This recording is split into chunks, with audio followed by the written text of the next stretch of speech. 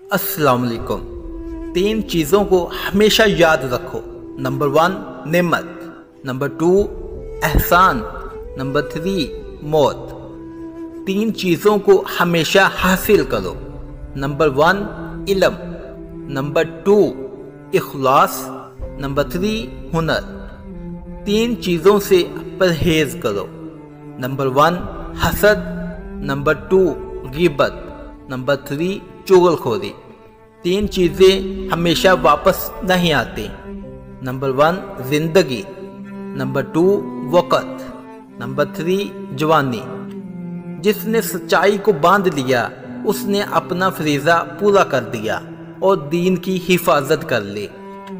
जो मर्द शहवत की कमी का शिकार हैं उसको चाहिए कि प्याज का एक हिस्सा पानी और शहद का 2 हिस्से मिलाकर पेस्ट बना ले और रोज़ाना 1 चम्मच खा ले।